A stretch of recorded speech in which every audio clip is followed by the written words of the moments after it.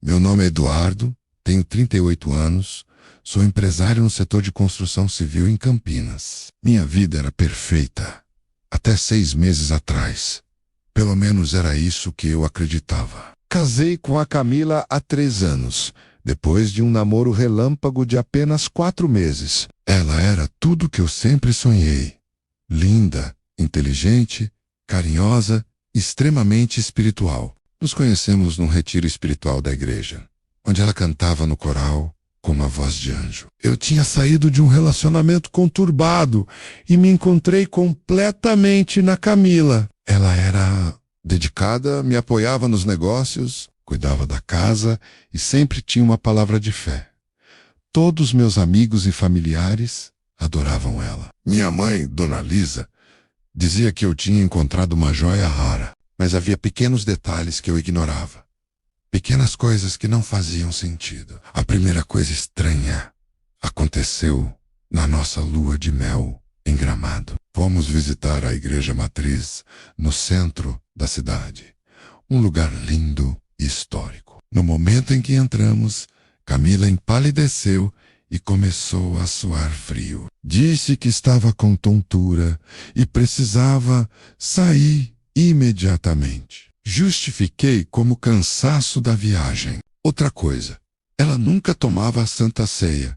Sempre inventava uma desculpa. Dizia que não estava se sentindo digna ou que tinha comido algo pesado. Eu achava que era humildade excessiva.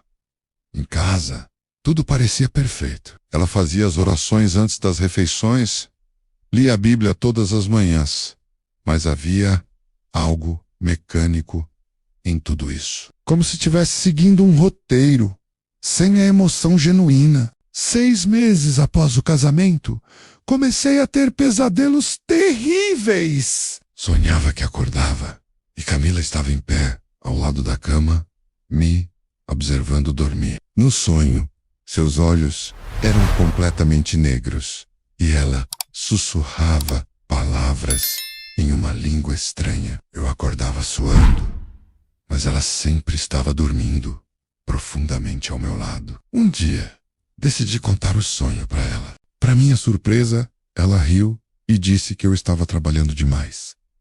É estresse, amor, você precisa descansar mais, disse ela, me abraçando. Mas eu vi algo em seus olhos, naquele momento. Um flash rápido de algo que não era normal. Algo calculado e frio. As coisas começaram a ficar mais estranhas quando meu melhor amigo Carlos veio jantar em casa. Carlos é pastor há 15 anos. Um homem de Deus genuíno. Durante o jantar, notei que ele ficou quieto, observando Camila com uma expressão séria. No dia seguinte, ele me ligou. Eduardo, preciso falar com você. É urgente. Marcamos de nos encontrar num café longe do centro. Quando cheguei, Carlos estava visivelmente abalado. Ed, o que eu vou te dizer? Pode soar loucura, mas preciso que você me ouça. Ele então me contou que durante o jantar, quando Camila foi pegar mais pão na cozinha, ele sentiu algo. Uma opressão espiritual tão forte que quase não conseguia respirar, disse ele, pálido. E quando ela voltou, eu vi. O que você viu, Carlos? Perguntei, já irritado. Por um segundo, quando ela passou pela porta, eu vi uma sombra atrás dela. Uma figura alta e escura, como se estivesse colada nela. Fiquei furioso. Como você ousa falar isso da minha esposa? Ela é uma mulher de Deus! Carlos tentou se explicar, mas eu levantei e saí do café. Não falei com ele por 2 semanas. Camila notou minha atenção e perguntou o que havia acontecido. Quando contei, ela chorou. Por que as pessoas falam mal de mim? Eu só quero ser uma boa esposa para você. Aquilo me partiu o coração. Decidi cortar laços com Carlos, achando que ele estava com ciúmes ou algo do tipo. Mas as coisas só pioraram. Comecei a notar que os animais reagiam estranho a Camila. O cachorro do vizinho, que sempre foi amigável, rosnava para ela. Os pássaros paravam de cantar quando ela entrava no jardim. uma vez. Visitei um canteiro de obras com ela, e todos os cavalos de uma propriedade vizinha correram para o fundo do pasto, relinchando de medo. Camila riu e disse: eles devem ter sentido o meu perfume. Mas eu senti que não era isso. 3 meses atrás, minha mãe adoeceu subitamente. Dona Lisa sempre foi saudável, mas de repente começou a ter pressão alta, tonturas e fraqueza. Os médicos não encontravam causa. Uma noite, fui visitá-la no hospital e ela me puxou pela mão, com força. Filho, tem algo errado com a Camila, sussurrou com voz fraca. Eu sonho com ela todas as noites. No sonho, ela não é humana. Ela tem olhos de fogo e tenta me puxar para um lugar escuro. Tentei acalmá-la, dizendo que eram os remédios, mas no fundo, um frio começou a se espalhar na minha alma. As coincidências eram muitas. Decidi então fazer um teste. Comprei uma água benta de uma igreja católica histórica e, sem que Camila visse, coloquei um pouco na comida dela durante o jantar. O resultado me deixou em pânico. Assim que ela comeu a primeira garfada, começou a engasgar violentamente. Seu rosto ficou vermelho. Os olhos se arregalaram. Ela correu para o banheiro e vomitou tudo. Quando voltou, estava pálida e tremendo. O que tinha na comida? Ela perguntou, com uma voz diferente, mais grave. Nada demais. Gaguejei. Por quê? Eu senti um gosto estranho, como se fosse algo sagrado. Aquilo confirmou minhas suspeitas mais sombrias. Havia algo de profundamente errado com minha esposa. Na semana seguinte, fiz outra descoberta assustadora. Camila sempre dizia que era órfã, que tinha crescido em orfanatos. Mas, por acaso, encontrei uma velha caixa de documentos dela no fundo do armário. Dentro, havia uma certidão de nascimento com nomes riscados. Consegui ler o nome da mãe, Ana. Com a ajuda de um detetive, descobri que Ana estava viva e morava num asilo a apenas 50 quilômetros de distância. Num sábado, disse para Camila que tinha uma reunião de negócios em outra cidade. Na verdade, eu fui ver a Ana. O asilo era simples, mas limpo. A atendente me levou até uma senhora de cabelos brancos, sentada numa cadeira de balanço no jardim. Senhora Ana? Perguntei, com o coração batendo forte. Ela ergueu os olhos e me fitou. Seus olhos eram exatamente iguais aos de Camila. Sim, sou eu. E você é o marido da minha filha, não é? Fiquei paralisado. Como? Como? A senhora sabe. Ela sorriu tristemente. Ela me avisou que você viria. Sempre tão esperta, minha Camila. Sua filha. Ela me disse que você tinha falecido. Ana balançou a cabeça com lágrimas nos olhos. Ela mente tão bem, não é? Assim como o pai dela mentia. E então ela me contou uma história que me fez me arrepiar, da cabeça aos pés. Camila não era órfã. Seu pai tinha sido um homem profundamente envolvido com magia negra. Ele fazia parte de uma seita que adorava entidades das trevas. Quando Camila tinha 7 anos, ele a ofereceu em um ritual. Ele disse que ela seria a esposa de algo muito mais poderoso que um homem comum.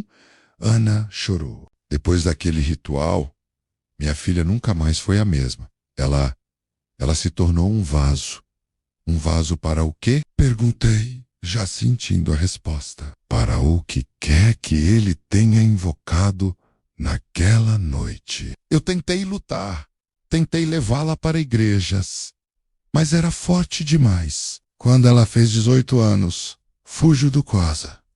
E eu decidi dizer que ela tinha morrido. Era mais fácil. Assim, sai do asilo em estado de choque. Minha esposa, a mulher que eu amava, não era quem ela dizia ser. E pior, Ela tinha sido oferecida a uma entidade das trevas na infância. E agora eu estava casado com ela. Na volta para casa, recebi uma ligação de Camila. Sua voz era doce, como sempre. Amor, quando você chega, fiz seu jantar favorito. Mas agora, eu conseguia ouvir a falsidade por trás da doçura. Havia um tom metálico, uma frieza que eu nunca tinha percebido antes. Estou chegando, querida. Menti. Desliguei o telefone e parei o carro à beira da estrada. Comecei a chorar descontroladamente. O que eu deveria fazer? Denunciá-la. Para quem? Procurar ajuda espiritual? Depois do que aconteceu com Carlos, quem iria acreditar em mim? Naquele momento, tomei a decisão mais difícil da minha vida. Eu precisava descobrir a verdade completa, não importasse o custo. E precisava fazer isso antes que fosse tarde demais. Porque, instintivamente, eu sabia. Camila não era uma vítima. Ela era uma predadora. E eu era sua próxima presa. A volta para casa, depois de visitar Ana, foi a viagem mais longa da minha vida. Cada quilômetro me aproximava de um perigo que eu mal conseguia compreender. Enquanto dirigia, meus pensamentos giravam em torno de tudo o que havia acontecido. Os pesadelos, a reação de Carlos, a doença súbita da minha mãe, o vômito com a água benta. Todas as peças do quebra-cabeça começavam a se encaixar, formando uma imagem aterradora. Cheguei em casa por volta das 8 da noite. Camila me recebeu na porta com um beijo e um abraço, como sempre fazia. Mas agora eu sentia repulsa. Seu toque, que antes me aquecia, agora me dava calafrios. O jantar está pronto, amor, ela disse, com seu sorriso perfeito. Você parece cansado. A reunião foi difícil. Ela estava me observando atentamente, estudando minhas expressões. Sim, foi cansativo. Menti, evitando contato visual. Durante o jantar, eu mal conseguia comer. Cada garfada parecia um esforço monumental. Camila falava sobre seu dia, sobre as plantas que tinha cuidado, sobre uma amiga da igreja que tinha ligado. Tudo parecia tão normal, tão doméstico, mas eu via as coisas de forma diferente. Agora, percebi que ela nunca realmente comia na minha frente. Sempre arrumava uma desculpa. Menos já tinha comido mais cedo, não estava com fome, estava de regime. Naquela noite, ela apenas mexeu a comida no prato. Você não vai comer? Perguntei, tentando parecer natural. Estou sem apetite, amor. Deve ser a TPM, ela disse, sorrindo. Mas eu me lembrei do que Ana tinha me contado. Seres que não são completamente humanos, muitas vezes têm dificuldade com comida comum. Depois do jantar, a Camila foi relaxar no banho. Era minha chance. Eu sabia que precisava de provas de algo concreto. Enquanto o som do chuveiro ecoava no banheiro, entrei no escritório dela. Camila sempre foi muito organizada, tudo no lugar. Abri sua gaveta de documentos, mas não encontrei nada além de contas e papéis comuns. Então, me lembrei do laptop dela. Nunca tinha mexido antes, respeitando sua privacidade. Mas agora a situação era diferente. Liguei o computador e, para minha surpresa, não tinha senha. O desktop era estranhamente vazio, apenas alguns ícones básicos. Abri o histórico do navegador e meu coração quase parou. Estava completamente limpo, como se ninguém nunca tivesse usado aquele computador. Quem nos dias de hoje não deixa nenhum rastro de navegação? Busquei arquivos escondidos e pastas secretas. Nada. Foi quando ouvi o som do chuveiro parando. Fechei tudo rapidamente e voltei para a sala, me sentindo mais perdido do que nunca. Naquela noite, deitado ao lado dela, não consegui dormir. Cada movimento, cada respiração dela me deixava em alerta. Por volta das 3 da manhã, algo estranho aconteceu. Camila se levantou da cama, mas não foi ao banheiro. Ela ficou em pé, no meio do quarto, completamente imóvel. A luz da lua entrava pela janela, iluminando seu rosto. Seus olhos estavam abertos, mas vazios. Ela começou a sussurrar em uma língua que eu nunca tinha ouvido. Era gutural, primitiva, com sons que não pareciam humanos. Fiquei paralisado, fingindo estar dormindo, mas observando através dos cílios. O sussurro durou cerca de 10 minutos. Então, ela simplesmente voltou para a cama e dormiu normalmente. Na manhã seguinte, agi como se nada tivesse acontecido, mas por dentro eu estava em pânico. Precisava de ajuda profissional. Liguei para o único homem que poderia entender Carlos. Preciso da sua ajuda, disse quando ele atendeu, minha voz trêmula. Ed, está tudo bem? Não, você estava certo. Preciso te ver. Hoje, nos encontramos no mesmo café de antes. Desta vez, eu era quem estava pálido e assustado. Contei tudo para ele, menos minha visita a Ana, a história do ritual, o comportamento noturno de Camila. Carlos me ouviu em silêncio, sua expressão séria. Eduardo, isso é muito mais grave do que eu imaginei, ele disse quando terminei. Pelo que você descreve, não é apenas uma opressão espiritual, é uma possessão ancestral. Algo que foi plantado nela na infância e cresceu com ela. O que eu faço, Carlos? Como eu provo isso? Você não precisa provar nada para mim. Eu acredito em você. Mas precisamos agir com sabedoria. Precisamos de mais informações. Ele então me deu um conselho que mudaria tudo. Precisamos descobrir o que ela faz quando você não está em casa. Onde ela vai? Com quem se encontra? Na terça-feira seguinte, disse para Camila que tinha que viajar a negócios. Por 2 dias, fiz minhas malas, dei tchau e dirigi até um hotel na cidade vizinha. Mas à noite, voltei silenciosamente. Estacionei meu carro longe de casa e me escondi no bosque atrás do nosso quintal. A espera foi longa e angustiante. Por horas, nada aconteceu. As luzes da casa estavam acesas e eu via a silhueta de Camila movendo-se pelos cômodos. Por volta da meia-noite, algo mudou. Todas as luzes se apagaram. Mas não era um blackout. Menos as luzes das casas vizinhas permaneciam acesas. Minha casa ficou completamente às escuras. Então, vi a porta dos fundos se abrir. Camila saiu, vestida com uma capa escura. Ela não parecia a mulher doce que eu conhecia. Seus movimentos eram diferentes, mais fluidos, quase felinos. Ela olhou ao redor, como se certificando de que não estava sendo observada.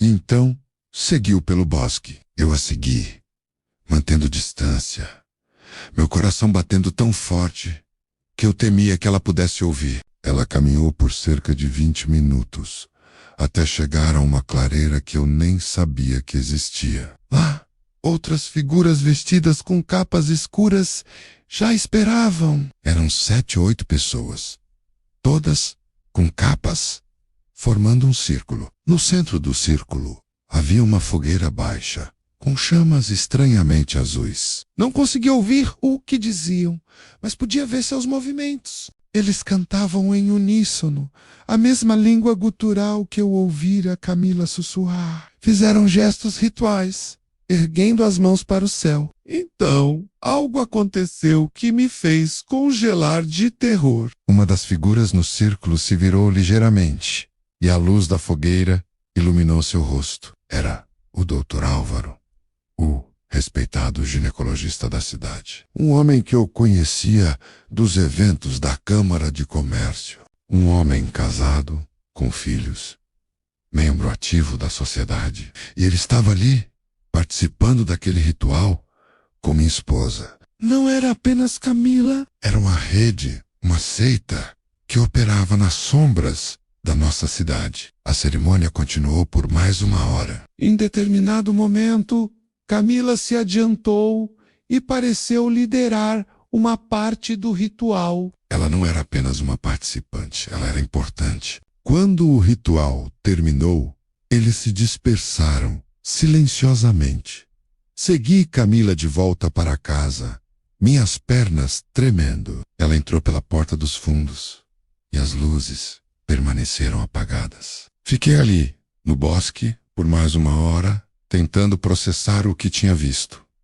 Minha esposa fazia parte de um culto. E pior, ela era uma líder desse culto. Na manhã seguinte, encontrei-me novamente com Carlos. Quando contei o que tinha visto, ele ficou pálido. Isso é muito pior do que pensei, Eduardo. Não se trata apenas de uma possessão individual. É uma operação organizada. O que eles querem? Por que minha esposa?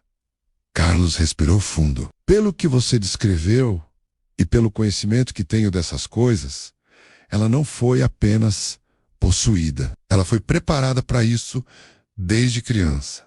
Treinada. Ela é o que chamamos de vaso consagrado. Um hospedeiro especialmente preparado para uma entidade de alto nível. E o que isso significa? Significa que o que vive dentro da Camila não é um espírito qualquer. É algo antigo, poderoso, e eles têm um propósito que o propacita. Geralmente, infiltração e destruição. Eles colocam esses vasos em posições estratégicas, menos casando-se com líderes comunitários, empresários, pastores. E então, lentamente, corrompem tudo ao seu redor. Lembrei-me então da doença da minha mãe, das crises na minha empresa nos últimos meses, das amizades que eu tinha perdido. Tudo fazia sentido. Agora, o que eu faço, Carlos?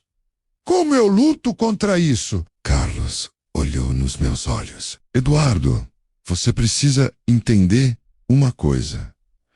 Você não está lutando contra carne e sangue. Você está lutando contra principados, contra Poltstate. Isso requer armas espirituais. Ele então me fez uma pergunta que mudaria tudo. Você está disposto a enfrentar isso? Não importa o custo, porque o preço pode ser alto. Você pode perder tudo, sua reputação, seus bens, até mesmo sua vida. Pensei em minha mãe doente. Pensei em todos que poderiam ser prejudicados. Pensei na mulher que eu amava, presa dentro do próprio corpo. Estou disposto, disse, com uma convicção que surpreendeu a mim mesmo. Então comece se preparando. Carlos instruiu, jejuando, orando, se armando espiritualmente e, enquanto isso, precisamos descobrir exatamente qual é o plano deles. Voltei para o hotel com um propósito renovado. Naquela noite, enquanto orava, tive uma ideia. Lembrei que no escritório de Camila havia um antigo smartphone que ela não usava mais. Talvez ela tivesse esquecido de apagar seus dados. Na manhã seguinte, voltei para casa mais cedo do que o planejado. Camila não estava menos, provavelmente, fazendo compras ou em alguma de suas reuniões de oração. Encontrei o telefone velho na gaveta e liguei. Para minha surpresa, ele ainda funcionava. Ainda melhor!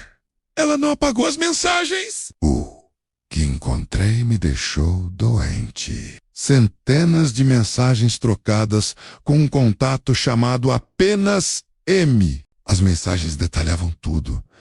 Seu casamento comigo tinha sido planejado. Ela tinha me estudado antes de nos conhecermos. Sabia das minhas vulnerabilidades, dos meus desejos. Tudo tinha sido uma fachada. O encontro no retiro, o namoro, o casamento. E as mensagens mais recentes eram as mais perturbadoras. Eduardo está desconfiando. Precisamos acelerar o plano.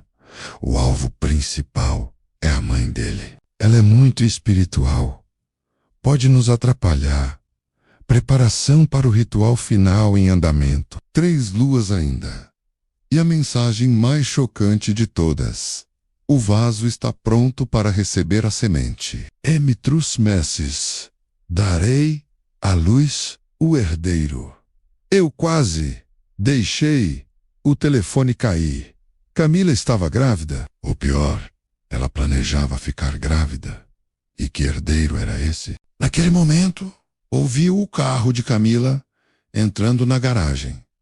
Não havia tempo para escapar. Eu estava prestes a enfrentar a verdade sobre minha esposa. E nada na minha vida me preparou para o que viria a seguir. O som da garagem abrindo ecoou pela casa como um trovão.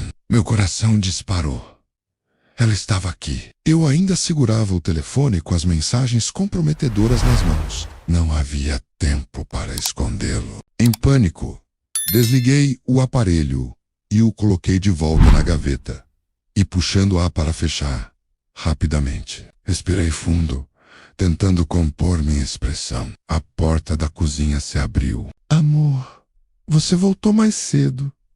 A voz de Camila era melíflua, mas eu conseguia detectar uma ponta de tensão nela. Sim, a reunião foi cancelada.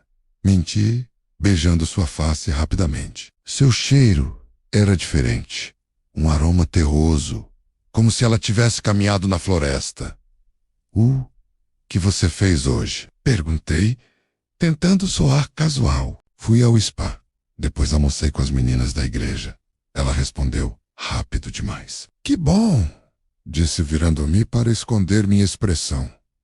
Ela tinha ido ao spa? Duvidava. O cheiro de terra em suas roupas contava uma história diferente. Naquela noite, durante o jantar, eu a observei mais atentamente. Havia algo diferente em seus olhos. Uma centelha de triunfo, como se ela estivesse perto de alcançar algo importante. Lembrei das mensagens. Preparação para o ritual final em andamento. Precisava agir rápido. Querida, preciso viajar novamente amanhã, anunciei. Desta vez para São Paulo. Volto depois de amanhã. Ela ergueu os olhos do prato, interessada. São Paulo? Negócios? Sim, um cliente importante. Vou ficar no Hilton. Mentira. É claro, mas eu precisava que ela acreditasse que eu estaria longe. Precisava pega-la em flagrante. Na manhã seguinte, fiz minhas malas novamente. Desta vez, Camila pareceu genuinamente feliz com minha partida. Tenha uma boa viagem, amor, disse ela, me beijando com mais fervor do que o normal. Seus lábios estavam frios. Saí de casa às 8 da manhã. Dirigi até São Paulo, mas não fiquei no Hilton. Às 2 da tarde, eu já estava de volta a Campinas, me escondendo no mesmo hotel de antes. Carlos estava comigo, desta vez. Você tem certeza disso, Eduardo? É perigoso. Tenho que saber a verdade, Carlos. De uma vez por todas, às 11 da noite, estávamos novamente no bosque, atrás de casa. Desta vez, trouxemos câmeras e gravadores. A noite estava estranhamente silenciosa. Nem mesmo os insetos cantavam. À meia-noite em ponto, as luzes se apagaram novamente. A porta dos fundos se abriu e Camila saiu, vestindo a mesma capa escura. Seguimos ela até a clareira. O ritual era maior desta vez. Havia pelo menos 15 pessoas e reconheci mais algumas.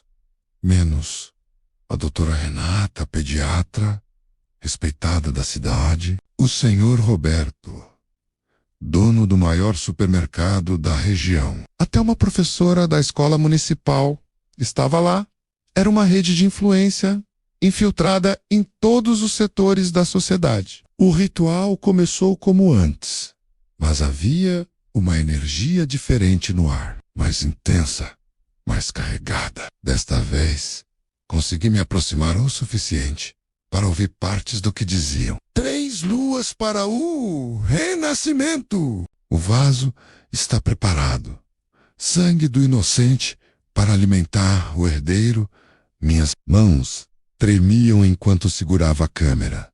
Carlos orava em voz baixa ao meu lado. Pai, proteja-nos em nome de Jesus. Então, algo horrível aconteceu. Camila se adiantou no centro do círculo e começou a tirar a roupa. Sob a capa, ela usava uma túnica branca, que também removeu. Ficou exposta sob a luz da lua. Os outros participantes começaram a cantar mais alto. Uma figura alta, vestindo uma capa vermelha, adentrou o círculo. Não consegui ver seu rosto, mas sua postura era autoritária. Ele era o líder.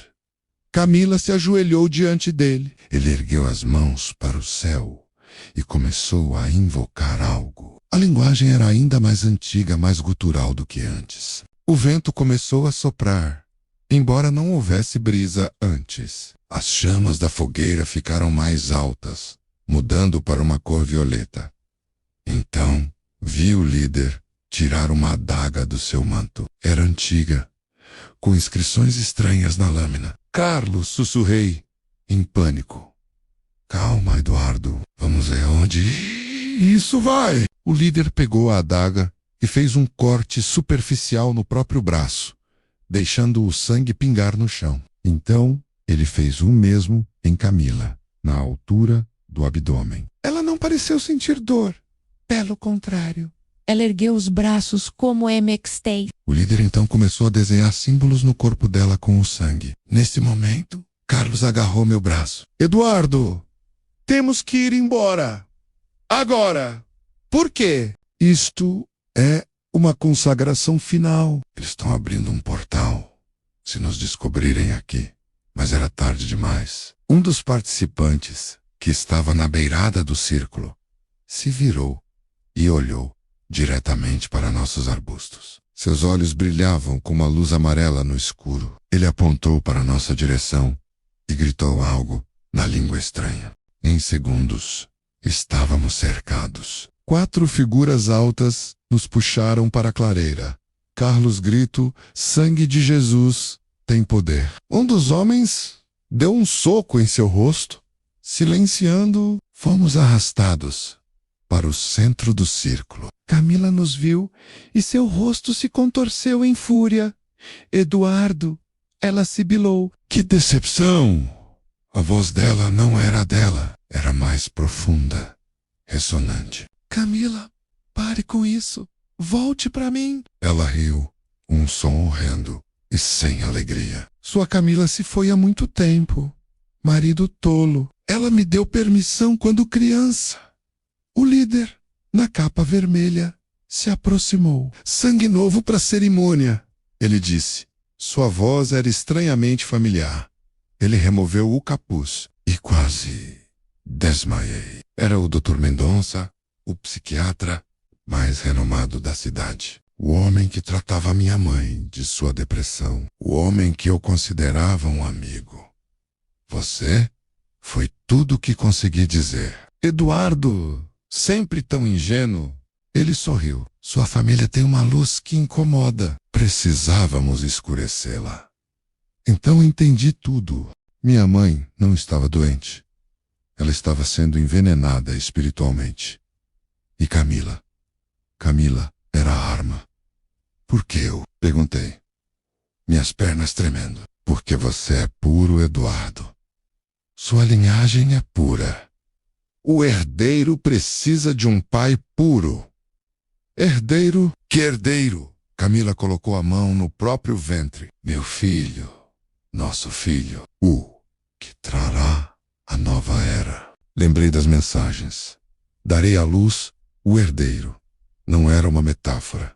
Ela realmente planejava ter um filho. Um filho que seria... O que exatamente? O líder pareceu ler meus pensamentos. O anticristo precisa de um vaso, Eduardo. E sua linhagem fornecerá o corpo. Fiquei nauseado. Eles não estavam apenas brincando de magia negra. Eles estavam tentando trazer o próprio anticristo à Terra. E eu era parte do plano. Carlos se levantou, sangrando, mas com determinação nos olhos. Em nome de Jesus Cristo, eu os repreendo.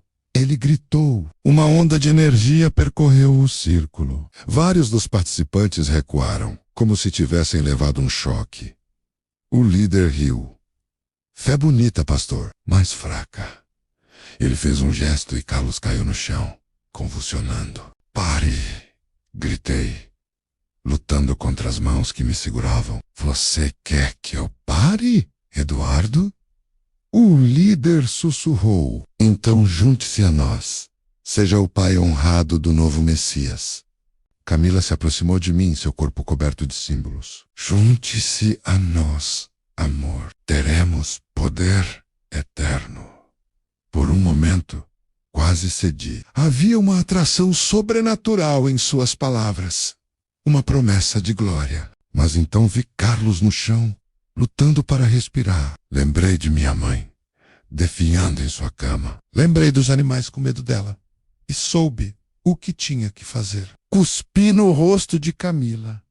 Eu renuncio a você e a tudo que você representa. Em nome de Jesus. Ela gritou de raiva, um som que não era humano. Seu rosto se distorceu. Seus olhos ficaram completamente negros. O líder avançou com a adaga. Então seu sangue alimentará nosso ritual. Nesse momento, ouvi-se um barulho de sirenes ao longe. Luzes azuis e vermelhas brilhavam através das árvores. Alguém tinha chamado a polícia. Os participantes entraram em pânico, dispersando-se na floresta. O líder me olhou com ódio. Isso não acabou, Eduardo. Então ele e Camila desapareceram na escuridão. 2 policiais correram para a clareira, seguidos por minha mãe. Ela estava de pé, segurando um crucifixo, seu rosto determinado. Deus me mostrou onde vocês estavam, ela disse, abraçando-me. Carlos estava se levantando, ofegante. Como? Eu liguei para ela. Carlos explicou. Deixei o localizador do meu celular ativo. Precaução. Os policiais não entendiam completamente o que tinham visto, mas prenderam alguns dos participantes que não conseguiram fugir a tempo. A doutora Renata estava entre eles. Camila tinha desaparecido. Nos dias seguintes, o escândalo abalou a cidade. Muitos dos envolvidos eram pessoas respeitadas. A rede foi exposta, mas os líderes, incluindo Camila e o Dr. Mendonça, menos nunca foram encontrados. Minha mãe se recuperou milagrosamente. Carlos e eu nos tornamos ainda mais próximos. A igreja realizou sessões de libertação para as vítimas do culto. Mas eu sabia que não tinha acabado. Camila estava por aí, em algum lugar. E ela ainda carregava o herdeiro que tanto desejava. 6 meses depois, recebi uma carta. Não tinha remetente, mas reconhecia a caligrafia. Era de Camila, dando à luz em segurança. Nosso filho será lindo. Ele virá te encontrar quando estiver pronto. A carta veio com uma ultrassom. A data estimada para o parto era daqui a 3 meses. Eu olhei para a imagem, meu sangue gelando. E então jurei que, não importasse o custo, encontraria Camila antes que ela trouxesse ao mundo a criança que poderia destruir a todos nós. A batalha tinha apenas começado. Os 3 meses seguintes foram os mais tensos da minha vida. A carta de Camila com a ultrassom me deixou em estado de alerta constante. Sabia que o relógio estava correndo e que precisava encontrar ela antes do nascimento da criança. Com a ajuda de Carlos e minha mãe, formamos um pequeno grupo de oração. Éramos 8 pessoas, todas que haviam sido, de alguma forma, afetadas pelas atividades do culto. Dona Marta, a babá que tinha percebido a escuridão em Camila desde o início. Irmã Lúcia, uma senhora idosa, com dom de discernimento espiritual. E alguns membros fiéis da igreja que sabiam da gravidade da situação. Passávamos noites em vigília, orando e jejuando. Carlos nos orientava em estudos bíblicos sobre batalha espiritual. A guerra não é contra carne e sangue, mas contra principados e potestades. Ele nos lembrava constantemente. Enquanto isso, Contratamos um detetive particular especializado em casos sobrenaturais. Sim, existe tal coisa. Seu nome era Samuel, um ex-policial que tinha se dedicado a investigar seitas após sua própria família ter sido destruída por uma... Samuel rastreou antigas propriedades do Dr. Mendonça. Descobrimos que ele tinha uma clínica abandonada na zona rural. Era nosso principal suspeito. 2 luas se passaram. Minha ansiedade aumentava a cada dia. A data do parto se aproximava. Então, recebemos uma ligação anônima? Uma voz feminina sussurrou. Eles estão na antiga fazenda São Jerônimo. O parto será na lua cheia. Não sabíamos se era uma armadilha ou ajuda genuína, mas era nossa única pista. A lua cheia era em 3 dias. Preparamos tudo com cuidado. Samuel conseguiu armas não letais e equipamentos de gravação. Carlos preparou óleos sagrados, água benta e outros elementos para proteção espiritual. Minha mãe organizou uma rede de intercessão. 50 pessoas orando em diferentes igrejas da cidade na hora do confronto. Na noite da lua cheia, partimos, éramos 12 ao todo. Carlos, Samuel, 4 policiais cristãos que se ofereceram como voluntários e 6 membros do nosso grupo de oração. A fazenda São Jerônimo ficava no fim de uma estrada de terra, isolada de tudo. Estacionamos longe e seguimos a pé. A lua estava estranhamente grande e vermelha no céu. Um eclipse lunar seria naquela noite. O que não era um bom sinal. Aproximamos-nos silenciosamente da casa principal. Das janelas vinha uma luz fraca e intermitente, azul e violeta. Ouvimos cantos em uníssono, na mesma língua gutural dos rituais anteriores. Samuel sinalizou que iríamos pela porta dos fundos. Enquanto nos movíamos, senti uma opressão espiritual tão forte que quase não conseguia respirar. Era como se o ar tivesse pesado, carregado de maldade. Carlos colocou a mão no meu ombro. Coragem, Eduardo. Deus está conosco. Chegamos à porta dos fundos, que estava destrancada. Como se estivessem nos esperando. Entramos em fila única, com Samuel na frente. O interior da casa era decorado com símbolos estranhos nas paredes. Velas pretas queimavam, mas suas chamas eram azuis. Seguimos em direção ao som dos cantos. Chegamos a uma grande sala, onde cerca de 30 pessoas estavam reunidas. No centro, Camila estava deitada numa mesa improvisada. Seu ventre enorme, sob a luz das velas. Ela estava em trabalho de parto. O Dr. Mendonça, vestindo sua capa vermelha, estava ao seu lado, segurando a adaga ritualística. Ele nos vê e sorri. Bem-vindos vieram para o nascimento do novo Messias. Camila! Gritei. Você ainda pode parar com isso? Ela virou a cabeça para mim, seus olhos completamente negros. É tarde demais, Eduardo. O herdeiro já está chegando. Nesse momento, ela gritou de dor menos. Mas era um grito que tinha ecos de outras vozes, como se múltiplos seres estivessem gritando através dela. Os participantes do culto formaram um círculo ao nosso redor, nos impedindo de nos aproximarmos. Samuel e os policiais sacaram suas armas não letais.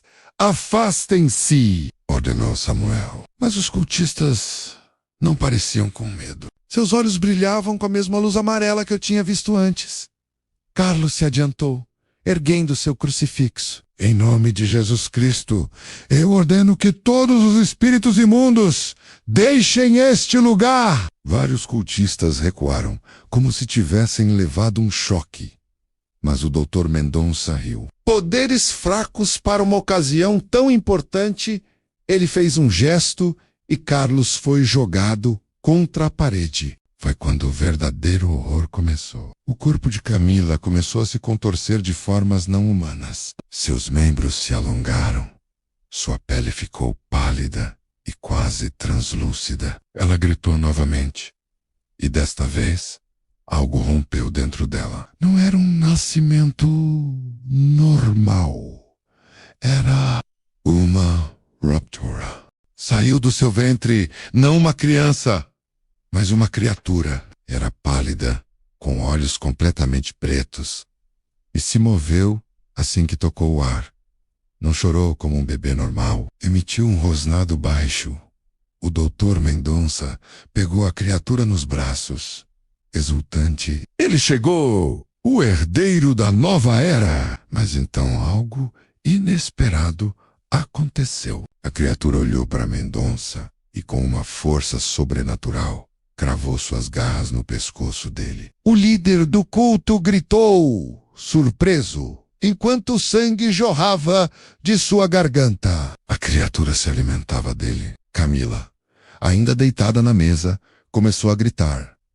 Não, isto não era o que foi prometido. A criatura largou o corpo moribundo de Mendonça e pulou em direção a Camila. Foi quando eu realmente vi, menos a entidade que habitava minha esposa. Uma forma escura e distorcida saiu de Camila, tentando fugir. Mas a criatura Requiem, nascida, era mais rápida. Ela agarrou a entidade escura e começou a consumi-la. Era como assistir a um canibalismo espiritual. Os outros cultistas, vendo seu líder morto e sua deusa sendo devorada, entraram em pânico. Alguns fugiram, outros caíram no chão, convulsionando. A criatura, agora maior e mais forte, nos olhou. Seus olhos pretos refletiam uma inteligência antiga e maligna. Carlos, mesmo machucado, se levantou. O selo, Eduardo.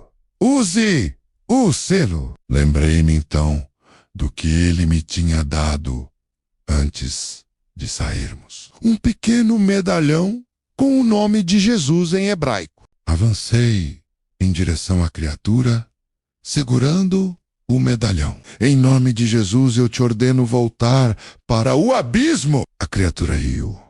Um som horrível, agudo, e avançou em minha direção. Mas então, todas as velas da sala se apagaram de uma vez. Na escuridão, ouvi minha mãe cantando. Ela estava do lado de fora, com todo o grupo de intercessão. Cantavam salmos em uníssono, e uma luz dourada começou a preencher a sala.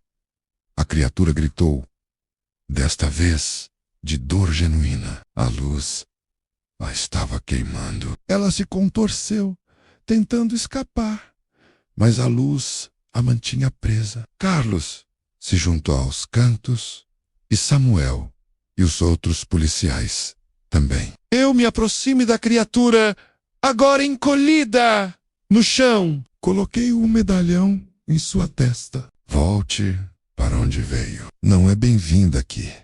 A criatura emitiu um último grito de raiva, antes de desintegrar-se em vinagre. O silêncio que se seguiu foi absoluto. Na mesa, Camila respirava com dificuldade. Corri até ela. Seus olhos eram os dela novamente.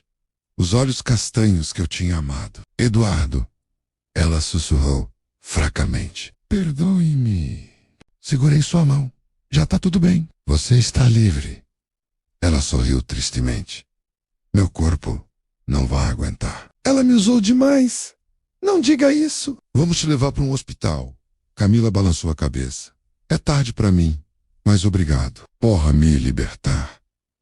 Ela fechou os olhos e sua respiração parou. Chorei, segurando sua mão ainda quente. Minha esposa, a verdadeira Camila, tinha finalmente sido libertada. Mesmo que apenas por alguns momentos antes de morrer. Os cultistas restantes foram presos. A fazenda foi interditada. Levaram o corpo de Camila para enterro. No dia seguinte, na igreja, fizemos um culto de ação de graças. Minha mãe, completamente curada, liderava os louvores. Carlos pregou sobre o poder da fé e da comunidade. E eu dei meu testemunho. Contei tudo, desde o início até o confronto final.